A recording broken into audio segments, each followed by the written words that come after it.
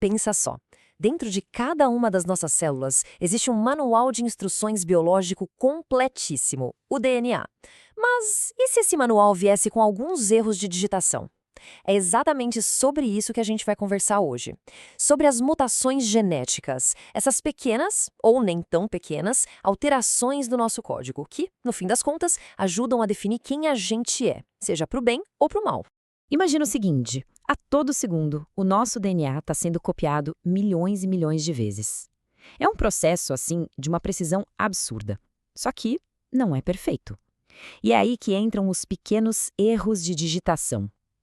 Eles acontecem, viu? E olha, isso não é coisa de filme de ficção científica, não. É um processo supernatural que está rolando o tempo todo. Então, bora entender isso mais a fundo. Então, para a gente deixar bem claro, mutações são basicamente mudanças permanentes na sequência do DNA. Elas simplesmente acontecem, sabe, de forma bem aleatória, espontânea, toda vez que uma célula resolve se dividir. Não tem como fugir. Elas são inevitáveis. Algumas nem fazem diferença, passam batido, mas outras podem ter consequências enormes. E todas elas fazem parte do jogo da vida. Ok, para a gente conseguir entender os diferentes tipos de erros que podem acontecer, vamos usar uma analogia que eu acho genial. Vamos imaginar que todo o nosso material genético é, na verdade, uma biblioteca gigante. Sério, essa é uma forma excelente de visualizar como o nosso código genético é todo organizadinho. E olha, essa analogia não é minha não, viu? Ela vem da geneticista, a doutora Beatriz Verziani, que descreve de um jeito perfeito como tudo se encaixa. O mais legal disso tudo é ver como uma ideia que parece super complexa pode ser simplificada desse jeito. Então, vamos dar uma olhada em cada parte dessa nossa biblioteca interna. Para começar, a gente tem os cromossomos. Pensa neles como se fossem as grandes estantes da nossa biblioteca. É isso mesmo.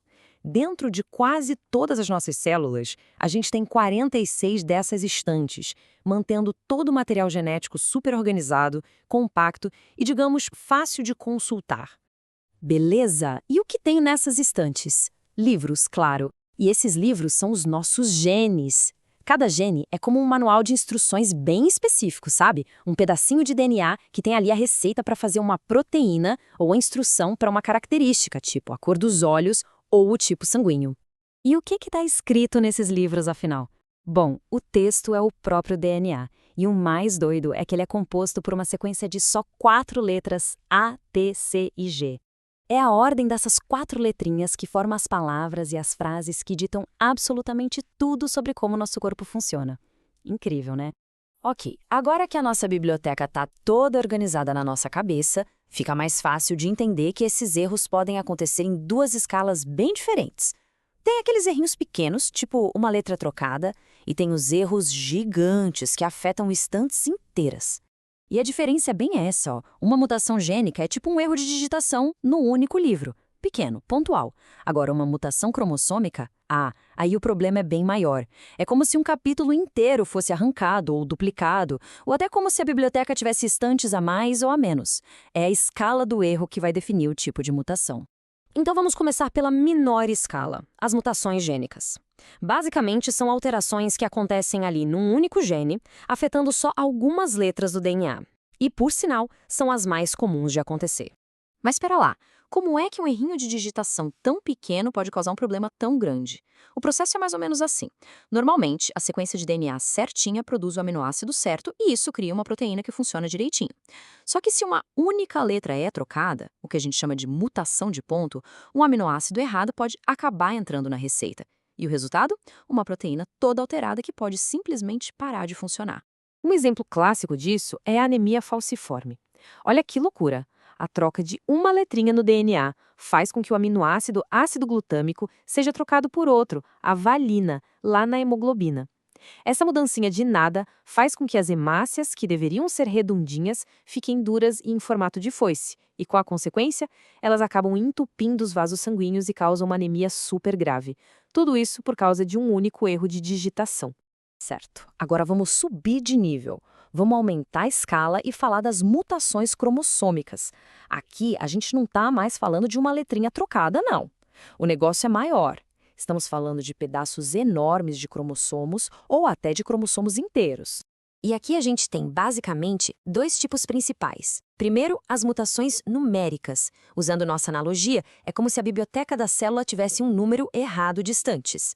E tem também as mutações estruturais. Nesse caso, o número de estantes está certo, mas a organização dos livros está toda bagunçada, com partes faltando, outras repetidas ou até trocadas de lugar. O normal para células humanas é ter 46 cromossomos. Mas e quando esse número muda? Esse número que aparece aí, 47, é a chave para a gente entender um dos exemplos mais conhecidos de mutação numérica. É o caso da síndrome de Down. Ela acontece quando, por um erro lá na divisão da célula, a pessoa nasce com uma cópia extra do cromossomo 21. Ou seja, em vez de ter 2 cópias, como seria o normal, ela tem 3. E essa estante a mais, com todos os seus livros de instrução, é o que causa as características que a gente associa à síndrome. Já as alterações estruturais são aquela bagunça na organização da estante que eu comentei. Pode ser uma deleção, quando um pedaço do cromossomo some, ou uma duplicação, quando um trecho aparece copiado. Tem a inversão, que é quando um segmento vira de ponta cabeça, e ainda a translocação, que é quando um pedaço de um cromossomo quebra e vai parar em outro. O ponto é que, em todos esses casos, vários genes são afetados de uma vez só. Bom, até agora a gente falou bastante de mutações como erros, né? E muitos deles ligados a doenças. Mas essa é só metade da história. A verdade é que esses erros são, na verdade, essenciais para a vida existir. E antes da gente fechar, só para garantir que ficou tudo claro, dá uma olhada nesse resuminho. Mutação gênica, escala pequena, afeta uma proteína, exemplo, anemia falciforme. Mutação cromossômica, escala grande, afeta vários genes, exemplo, síndrome de Down. Acho que é uma boa ferramenta para ajudar a memorizar, né? Então, a grande sacada é essa. As mutações são a fonte número 1 de toda a variação genética que existe. São elas que criam novas versões dos genes. E essa diversidade toda é a matéria-prima para a seleção natural trabalhar, permitindo que as espécies se adaptem e evoluam com o tempo. Resumindo, sem esses erros, a vida do jeito que a gente conhece simplesmente não existiria. E isso tudo deixa a gente com uma pergunta final para pensar, né? Se são erros, como é que as mutações são tão essenciais para a vida?